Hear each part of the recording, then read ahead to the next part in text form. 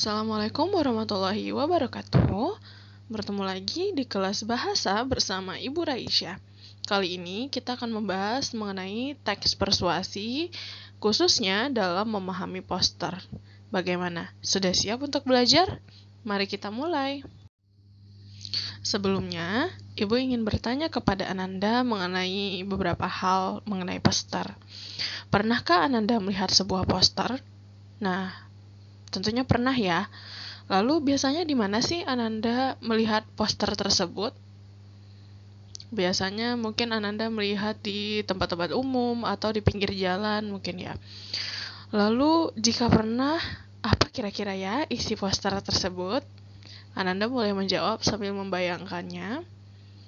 Lalu hal-hal apa saja sih yang biasanya ditulis di dalam poster?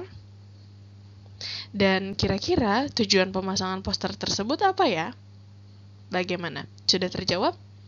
Nah, jadi apa sih itu poster?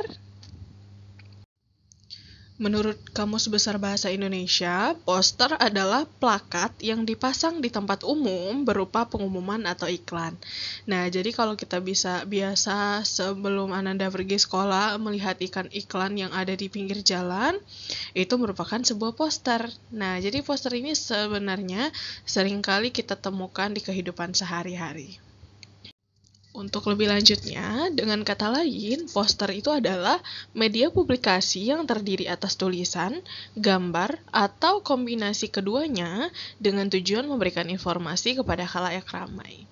Nah, jadi biasanya Ananda yang menemukan poster, baik di tempat umum maupun di jalan-jalan, nah biasanya ada tulisan ataupun gambar.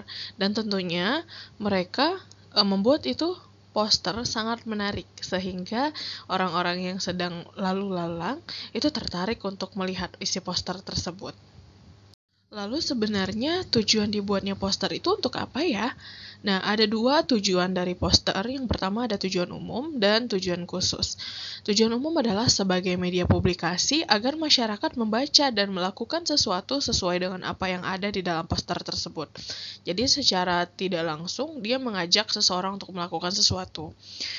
Lalu tujuan khususnya adalah maksud dan tujuan dibuatnya poster bergantung pada apa yang diinginkan oleh si pembuat poster, seperti untuk tujuan komersial, misalnya untuk iklan, sehingga pembaca terpengaruh untuk menggunakan produk yang diiklankan, atau mencari simpati publik. Ini biasanya dalam pemilihan petinggi-petinggi negara, lalu mencari perhatian masyarakat, mungkin ada iklan masyarakat juga, dan lainnya.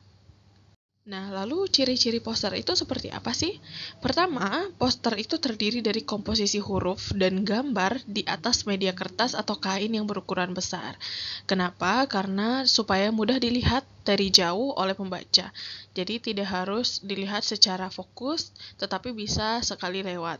Meskipun demikian, bisa terbaca dengan jelas. Lalu selanjutnya poster ditempel pada tempat umum dengan maksud menarik perhatian masyarakat. Jadi biasanya ditempel pada tempat-tempat umum ataupun di pinggir-pinggir jalan supaya bisa menarik perhatian masyarakat. Selanjutnya, poster pada umumnya dibuat dengan perpaduan warna yang kuat, warna yang menarik tentunya ya, sehingga menarik perhatian seseorang untuk melihatnya. Lalu, bahasa yang digunakan dalam poster itu singkat, jelas, dan tidak rancu agar mudah dipahami.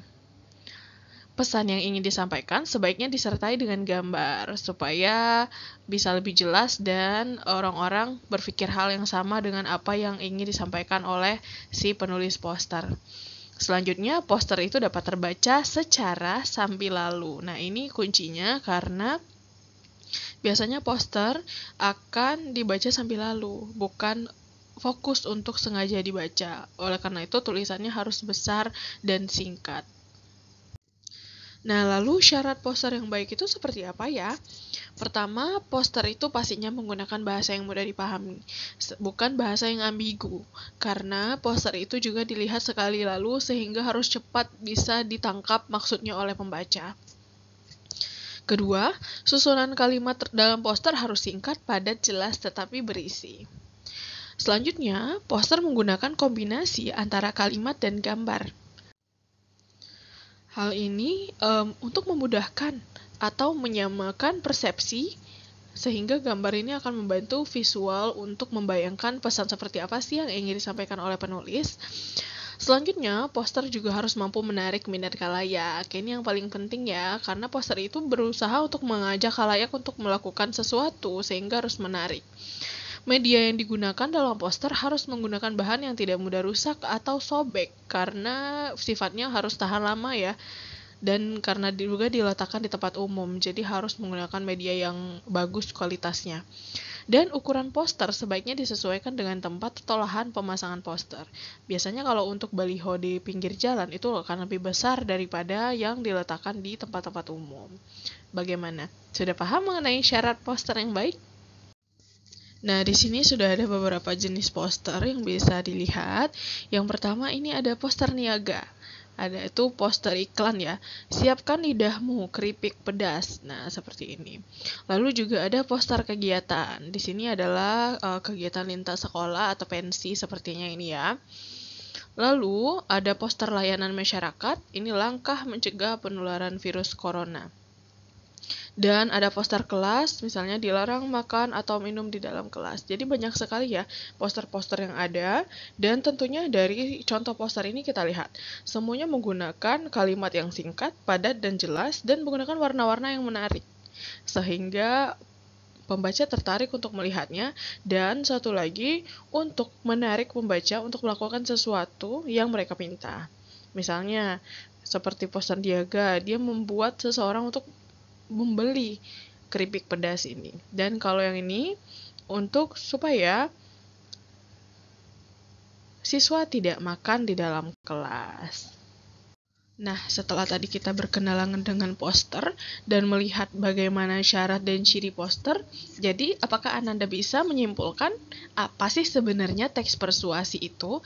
Yang poster merupakan salah satu dari jenis teks persuasi.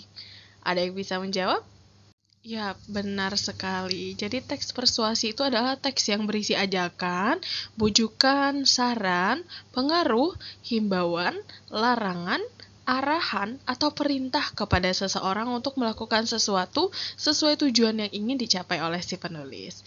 Nah, poster itu adalah salah satu bentuk dari teks persuasi ini. Bagaimana? Sudah bisa dipahami mengenai poster dan juga teks persuasi? Nah, kali ini ada sebuah tantangan untuk Ananda. Sebelumnya, silahkan dibaca dulu teks berikut. Ada teks yang berjudul Dari Padi ke Beras Analog. Silahkan dibaca. Nah, selanjutnya setelah Ananda membaca teks tadi, maka bagaimana? Sudah dapat inspirasi untuk membuat sebuah poster? Nah, silakan berdiskusi dengan teman satu kelompok, poster apa yang kira-kira Ananda akan buat, lalu buatlah poster secara berkelompok, susun kalimat yang singkat, padat, menarik, dan mempersuasi pembaca, sertakan gambar, pilih jenis huruf yang jelas dengan ukuran yang proporsional, gunakan warna yang menarik sehingga pembaca tertarik untuk membaca poster, dan Ananda bisa menggunakan media kanvas sebagai alat pembuat poster. Dan poster tersebut nanti kita akan presentasikan di depan kelas. Bagaimana? Sudah siap untuk menerima tugas ini? Oke, selamat membuat poster Ananda. Terima kasih telah menyaksikan video ini. Mudah-mudahan Ananda bisa memahami teks persuasi dan memahami poster sebagai salah satu jenis dari teks persuasi. Sampai jumpa di video selanjutnya. Wassalamualaikum warahmatullahi wabarakatuh.